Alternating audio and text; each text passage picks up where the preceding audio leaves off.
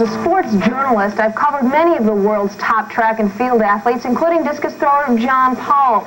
John started throwing the discus in 1966 as a 119-footer at American River Junior College. 6 years later, Powell had made his first of 4 Olympic teams. In '75, he set the world record at 226 feet 8 inches. John Powell may not be the tallest or strongest discus thrower in the world, but he is certainly the sport's best technician, and his knowledge can help you. All right, that was a nice looking throw. You went right down the line. During the next half hour, Carol, Katie, and I would like to share with you some of the simple drills and techniques that helped us to improve our PRs. Carol went from 128 feet to 207 feet as a college senior, and I went from 119 feet as a freshman in college to 233 feet in 1984. Now, some of this stuff is going to be super secret, so what I have to do, I have to request that you please, all of you, raise your right hands and repeat after me. I promise I will not divulge any of these secrets I am about to receive. And especially I will not tell Mac Wilkins, Art Burns, or Ben Plucknett. Now I think with some of these ideas that you'll be able to run with them and also throw PRs and enjoy great success in the discus.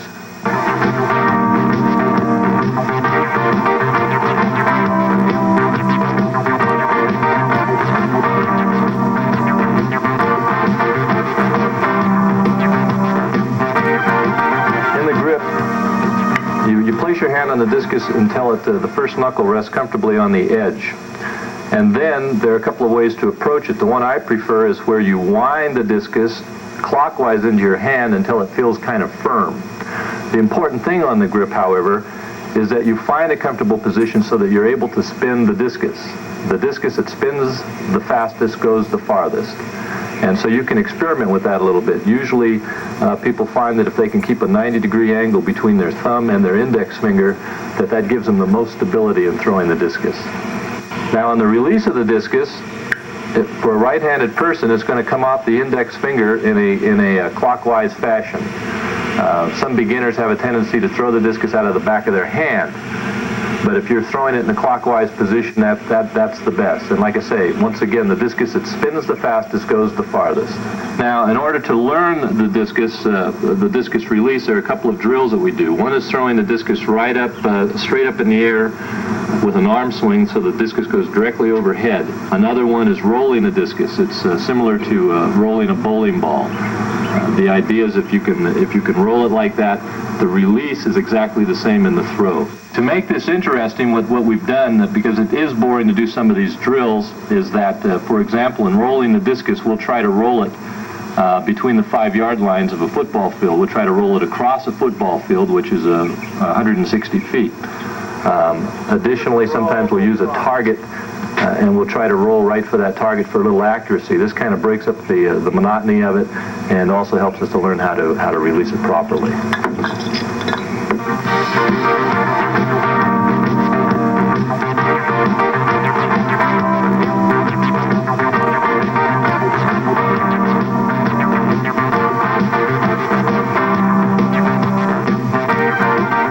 We break it down into 4 phases, and the first phase is a standing throw. There are 2 ways to approach this. One is where you stand with your feet shoulder width apart, with the left foot slightly behind the right. And then you take one wind and throw. And the other approach is stand with your feet together, and as you wind, you're reaching with your left leg, and then you throw. And what you want to concentrate here on is just one wind-up. You don't need to take several, as many people do. One will get the job done. Take the throw and throw for a target. Many times that can be a bag or a towel or something of that nature. But the idea is to line up your throw, direct your throw so that you're actually throwing at something out there in the field. The second phase is the step and turn. You start out at the back of the ring, you step to the center with your right foot. Now what we're working on here is the right foot turning in the center. This is a common fault for many throwers. They don't actually pivot their right foot completely, and we're concentrating on doing that. So we step to the center of the ring, we drive with the left leg, and we drive right around a bent right leg. And keep your back arched. Move to the power position, and you actually move through the power position and jump and throw. Once again, throwing for that target out in the sector.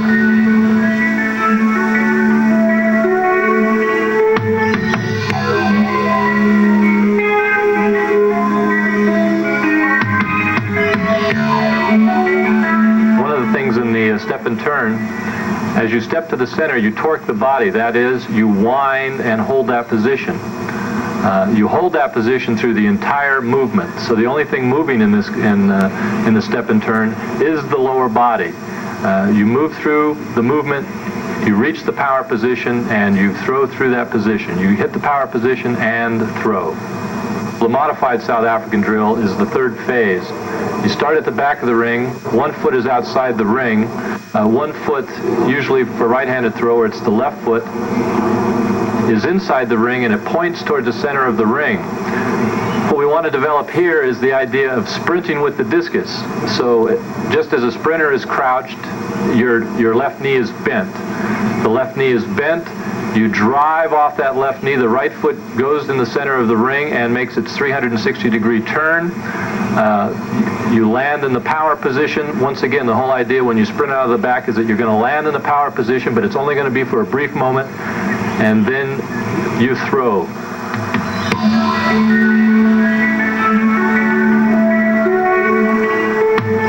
With the South African drill, you've got left leg drive out of the back.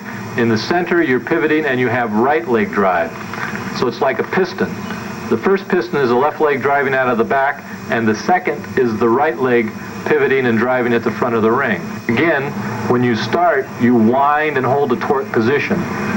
Wind and hold that position so that the only thing moving are the feet. The key here is to keep the feet and the hips ahead of the discus. And you'll find that if you find a comfortable position where you just leave the discus right over your right rear, that you're able to keep the right foot ahead of the discus, and that when you do this, that you'll create snap. One of the ways many coaches talk about is hip hop or hip drive. So you'll notice that if you turn your right foot, this also facilitates the hip driving or popping. So turn that right foot, and it will cause your hips to pop, and that will allow the discus to snap.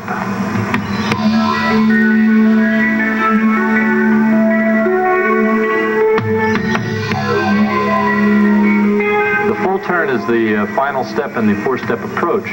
All you really want to do is turn that left foot 180 degrees. In other words, it makes a half a turn out of the back and get you into the South African position, because that's the most powerful position there is to develop speed in the discus throw.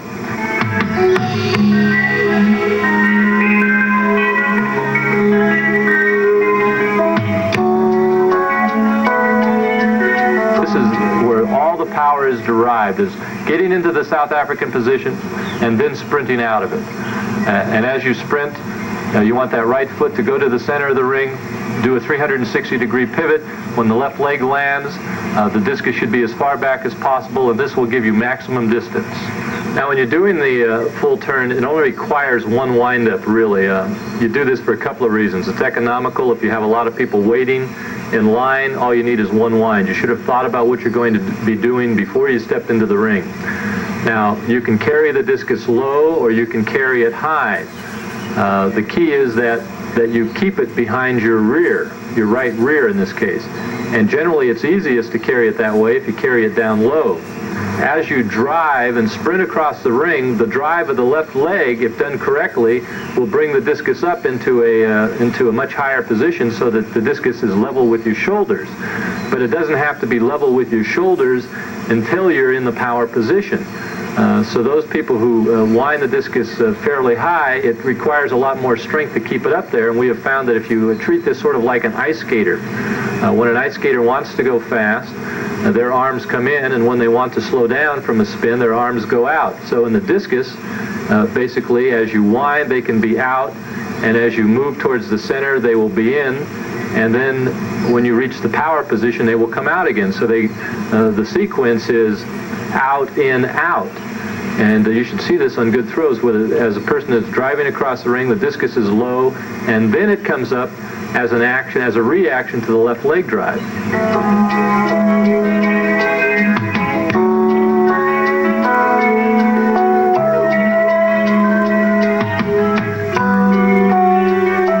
Each phase is more dynamic than the previous, but the idea is that in each movement you go from slow to fast. For example, when you start in the standing position or the power position, you wind slowly, and as you finish the movement you are accelerating.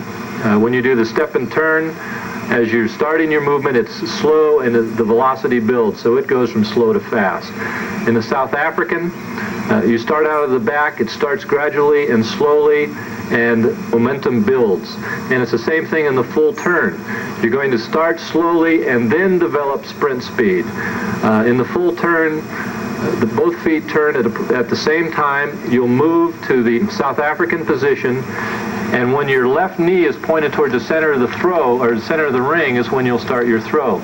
And then you'll drive down the line and enter into the power position, where both feet will be down at the front of the ring, and then blast out of that. The idea, once again, is to start slowly and to accelerate.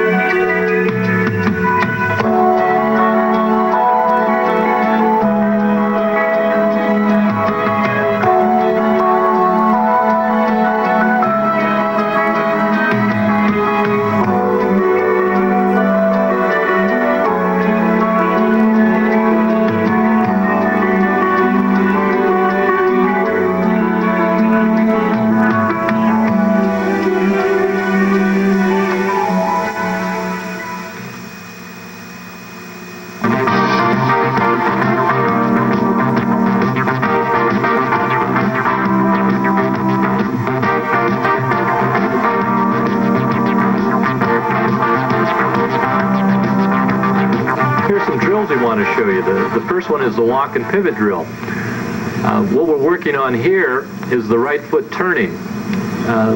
There are very few movements in life that we do that simulate this, so we have to, in actuality, do it ourselves. So as we're walking, you can be walking towards the discus area, you can be walking home, you can be walking in your local Alpha Beta or Safeway store in those nice floors. As you do it, turn your body sideways, torque it, and as you're walking, do a 360-degree rotation on your right foot. You've got to practice this habit. You've got to get into the habit of practicing that. And many times, just as you're walking out to the discus area, you can be practicing this and killing two birds with one stone in it. And the key to learning how to snap the discus, the key to learning how to sprint with the discus, is having a right foot that turns, that is used to turning, used to doing that 360-degree turn.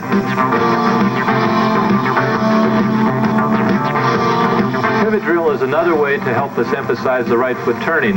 In the discus, you've got a dynamic movement, and therefore what we're trying to do here is develop our balance. Pretend like there's a pole that runs through the middle of your knee. You've stepped into the center with your right foot, and it's like you are rotating around this pole. So you pivot, reach, pivot, reach, pivot, reach. You're driving with the left foot around that right foot. You drive once again. It lands. You drive once again. You keep the upper body torqued, but you're moving across the ring, then you're moving back across the ring and back across the ring, and you're trying to do this continuously. Once you get this drill down and you're balanced, you should be able to pivot and throw off of this drill. Now, in the